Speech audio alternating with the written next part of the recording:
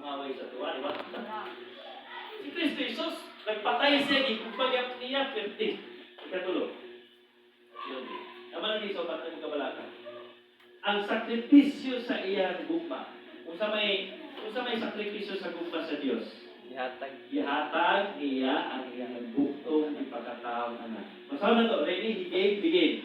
He gave his only begotten Son. Mamunta na sa ako. Kabalo mo kung sa'yo meaning sa word of begotten? Bugtong. Ang meaning anang bugtong o sa ginatawag na ito nga begotten is, ito ginatawag na delivered or gipadala into existence. Okay?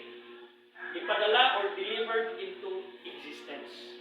Given into existence. Nga di ba? Si Kenneth, nag-exist siya, pinaagi sa iyahang iniganan.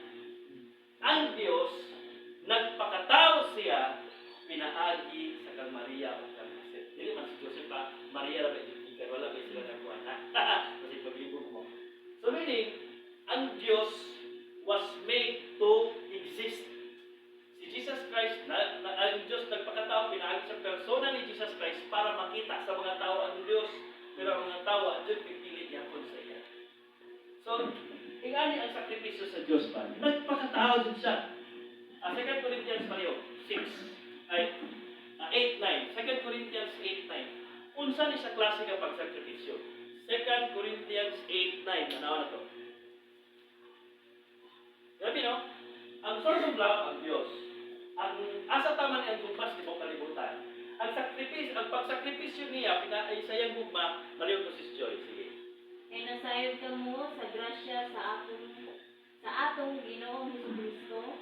Bisan siya dato, nagpakakabo siya, tungod ka ninyo, aron madato ka mo, pinaagi sa iyang Amen. Grabe no?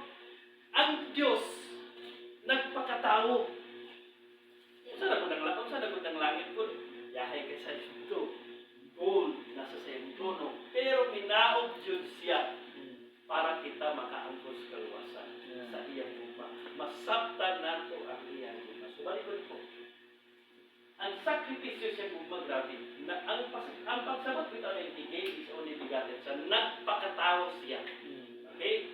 Ang Diyos di Aba, nagpakatao. Okay? Si Jesus Christ, ingon sa Jehovah's Witness, ingon sa INC, ingon sa pagkito na, hindi ka naman gawin ba? Dili dyan sila mutuo nga si Jesus, Diyos, propeta lamang. Kami ni Kenneth.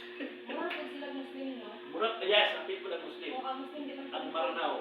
Hindi sila propeta rin na si Jesus. Prophet Isa Almasih, muna sa Muslim. Si Kenneth, naghatag uta. Sige man siya nga. Kabalo ba mo nga si Jesus na ay Diyos? Sa ilang Bible ko na daw Diyos, si Jesus, si Jehovah.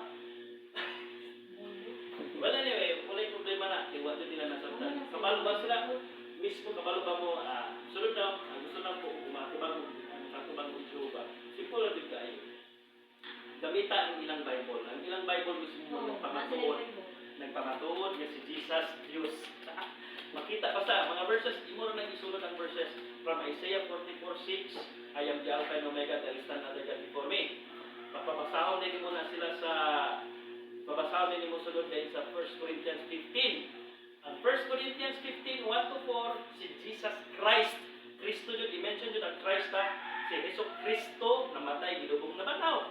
At tuloy ka sa Revelation chapter 1. Tanawin niyo na. Balikon ko Isaiah 44:6, I am the Alpha and Omega, and there is no other God before me. 44:6. Isinsize ko na ito, i-share na ko sa inyo. 44:6. Ikaduha, at tuloy ka sa first, okay, mauni ang Diyos no, dili Alpha and Omega din no, the beginning and the last, kung yung laing Diyos kaniya. Ang muingon na yung Alpha and Omega mo itong Diyos. Ikaduha, si kinsa ni si Kristo. Kung saan gihimo niya si Jesus Christ. Sa Revelation sa Bible, Kristo yung butang. Kung ibasahan yun sa 1 Corinthians, kung Jesus Christ na. 1 Corinthians 15, 1-4. Pwede na ganit 3-4. Pero ba ito 1-4? Kaya naghatag ng kaluwasan. Ikatulo, Revelations 1, 6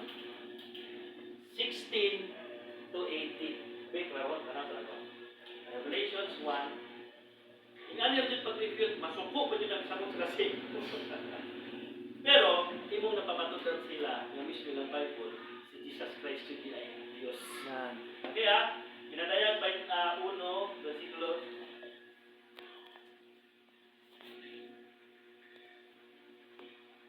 Ay, 17, 18 na. Pwede na 16. 16, 17, 18. No. Ipagbasa man kung mo sa 17, mo niyo, kung sa diha nga ako nakakita kaniya, ako napukal sama sa matay diha sa iyang tiilan. Ug siya matapion sa iyang tuo nga kamot kanako, nga nagaingon nga rin kanako, ayaw kaadlo. Ako mao ang una ug ang katapusan. Anak pa dyan na sumpay, verse 18.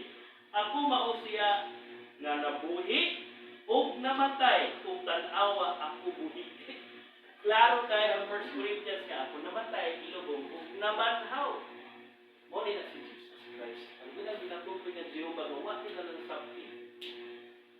Diyos day hapon. Hindi na sila mutuo nga si Jesus Christ Diyos. Si Jesus Christ tao na gigamit lang sa Diyos. Ama na sila nagbuo ka ng Ang ilang Bible na sister, hindi corrupted at maayo. Corrupted, puro na Jehovah. Diyos Amahan, Anak, Balang Espiritu, Jehovah na Dito. sayong tayo. Ang Jehovah, naman na sa Bible. Pero ang Jehovah is a title. Mura may tawag. Atay. Title ba? Jehovah Jireh. Sa mga meaning sa Jehovah Jireh, God the giver. Kada ko, di ba sa first word? God the healer, God the savior, God the provider. Eh nga na ba? Kung imo nang i-convert into sa Jehovah's Witness, Jehovah Nisi, Jehovah Jireh, Jehovah Shalom, o sa nga na, basta ka ng Jehovah, balik ko title ka na sa Diyos. Balik ko na ng God the Father, God the Son, God the Holy Spirit. Pero Diyos, sila na, isang na sila. Nalang siya lahit ng title. Ang pagkatao, ang Parang Espiritu, ang Amahan. Okay? So, balikod ko, sigurado ko nga mupalag sila o makuratan sila ang ini. Hangiwa, tarungan lang istorya.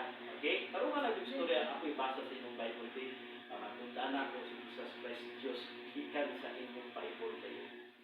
Manadyo silang Bible, hangiwa din ilang Bible para makarangan. Si Kenneth, kung saan na yung mga ito?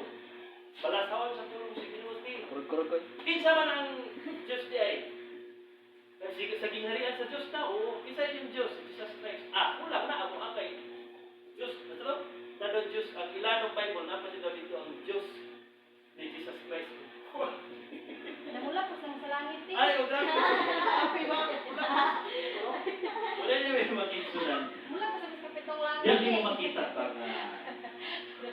Pero kabalo mo, isa sila sa pinakagrabe mananyaw. Pero ang subok lang din na kamaturan, part mo na sa kakaluwasan, nananyaw ka maluwas ka. Ang problem, works niya po